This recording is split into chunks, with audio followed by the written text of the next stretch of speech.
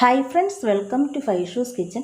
ഇന്ന് ഞാനിവിടെ തയ്യാറാക്കിയിരിക്കുന്നത് വളരെ ടേസ്റ്റി ആയിട്ടുള്ളൊരു പൈനാപ്പിൾ ജാമാണ്. പൈനാപ്പിളും ഷുഗറും മാത്രം മതി വളരെ രുചികരമായിട്ടുള്ള, അതുപോലെ തന്നെ നല്ല ഹെൽത്തി ആയിട്ടുള്ള പൈനാപ്പിൾ ജാം വീട്ടിൽ തയ്യാറാക്കാം. ഇത് കുട്ടികൾക്കൊക്കെ ധൈര്യമായിട്ട് നമുക്ക് കൊടുക്കാവുന്നതാണ്. ഇതിൽ വേറെ ഒരു പ്രിസർവേറ്റീവ്സും നമ്മൾ ചേർത്തിട്ടില്ല. അരമണിക്കൂർ സമയം മാത്രം മതി വീട്ടിലും നമുക്ക് ജാം തയ്യാറാക്കാം.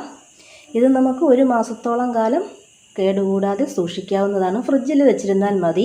ഈ ജാമിന് നല്ല മണമാണ് കേട്ടോ പൈനാപ്പിളിൻ്റെ. ഇന്നത്തെ എൻ്റെ വീഡിയോ ഇഷ്ടമായാൽ പ്ലീസ് ഒന്ന് ഷെയർ ചെയ്യുക, ലൈക്ക് ചെയ്യുക, അതുപോലെ തന്നെ സബ്സ്ക്രൈബ് ചെയ്ത് സപ്പോർട്ട് ചെയ്യാനും മറക്കരുതേ. ജാം തയ്യാറാക്കി എടുക്കുന്നതിന് വേണ്ടിയിട്ട് നല്ല പഴുത്ത ഇതുപോലെയുള്ളൊരു പൈനാപ്പിളാണ് ഞാൻ എടുത്തിട്ടുള്ളത്.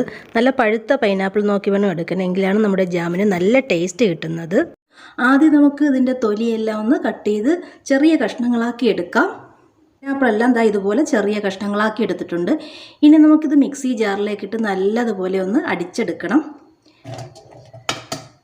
ഇതിലൊട്ടും വെള്ളം ചേർക്കാണ്ട് വേണം നല്ല സ്മൂത്തായിട്ട് അരച്ചെടുക്കാൻ.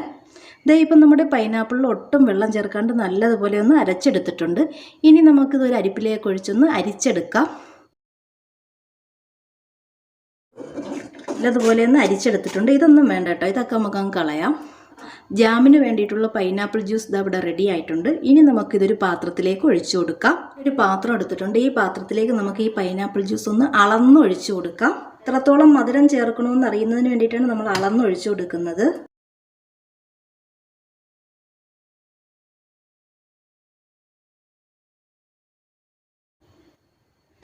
ഏകദേശം 2.25 കപ്പോളം പൈനാപ്പിൾ ജ്യൂസാണ് നമുക്ക് കിട്ടിയിട്ടുള്ളത്. ഇവിടെ എടുത്തിരിക്കുന്ന പൈനാപ്പിൾ നല്ല മധുരമുള്ള പൈനാപ്പിളാണ്. അതുകൊണ്ട് ഞാൻ ഇതിലേക്ക് 1 കപ്പ് പഞ്ചസാര മാത്രമേ ചേർത്ത് കൊടുക്കുന്നുള്ളൂ. നിങ്ങൾ എടുക്കുന്ന പൈനാപ്പിളിൻ്റെ പുളിക്കും മധുരത്തിനും അനുസരിച്ചിട്ട് വേണം ഇതിലേക്ക് ഷുഗർ ചേർത്ത് കൊടുക്കാൻ. ഞാൻ ഇവിടെ അടുപ്പിലേക്ക് വെച്ച് കൊടുത്തിട്ടുണ്ട്. ഇനി നല്ലതുപോലെ ഒന്ന് തിളപ്പിച്ചെടുക്കണം.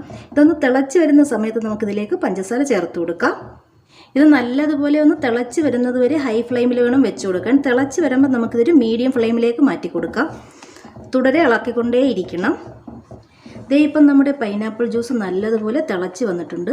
ഇനി നമുക്കിതിലേക്ക് പഞ്ചസാര ചേർത്ത് കൊടുക്കാം. ഞാൻ ഇവിടെ 1 കപ്പ് പഞ്ചസാരയാണ് എടുത്തിട്ടുള്ളത്. അത് നമുക്കിതിലേക്ക് ഇട്ട് കൊടുക്കാം. എന്നിട്ട് നല്ലതുപോലെ മിക്സ് ചെയ്ത് കൊടുക്കാം.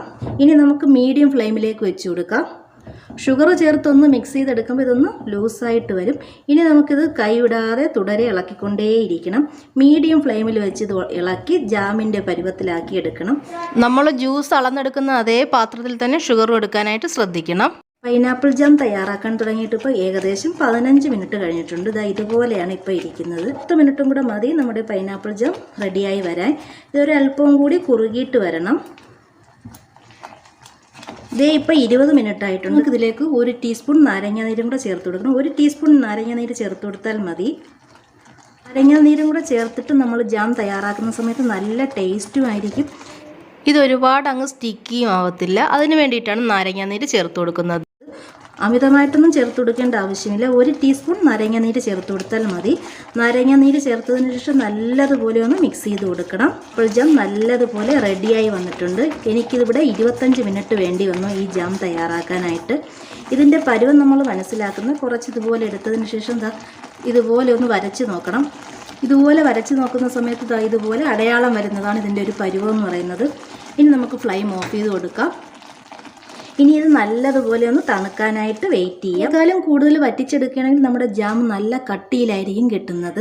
അതുകൊണ്ട് ഈ പരുവത്തിൽ വേണം നമ്മൾ ഫ്ലെയിം ഓഫ് ചെയ്ത് കൊടുക്കാൻ. ഇപ്പം നമ്മുടെ ജാം നല്ലതുപോലെ തണുത്ത് വന്നിട്ടുണ്ട്. ഇതാണ് ജാമിൻ്റെ കൺസിസ്റ്റൻസി. നമ്മളിത് ഫ്രിഡ്ജിലൊക്കെ വെച്ചെടുക്കുന്ന സമയത്ത് കുറച്ചും കൂടി കട്ടിയിലായിട്ടിരിക്കും. വളരെ കുറച്ച് സാധനങ്ങൾ മതി നമുക്ക് വളരെ ടേസ്റ്റി ആയിട്ടുള്ള, അതുപോലെ തന്നെ നല്ല ഹെൽത്തി ആയിട്ടുള്ള ജാം വീട്ടിൽ തയ്യാറാക്കി കുട്ടികൾക്ക് കൊടുക്കാം. ഇത് നമുക്ക് ബ്രെഡിൻ്റെ കൂടെയും ചപ്പാത്തിയുടെ കൂടെയും ഏതിൻ്റെ കൂടെ വേണമെങ്കിലും കഴിക്കാവുന്നതാണ്. ഞാൻ ഇവിടെ ഒരു പാത്രത്തിലേക്ക് മാറ്റി കൊടുക്കുന്നുണ്ട്. ടേസ്റ്റി ആയിട്ടുള്ള പൈനാപ്പിൾ ജാം ഇവിടെ റെഡി ആയിട്ടുണ്ട്. നിങ്ങളെല്ലാവരും ഇതൊന്ന് ട്രൈ ചെയ്ത് നോക്കൂ. എന്തായാലും ഇഷ്ടമാവും. അപ്പം നമുക്ക് വീണ്ടും അടുത്ത വീഡിയോസുമായിട്ട് കാണാം. അതുവരേക്കും ബൈ.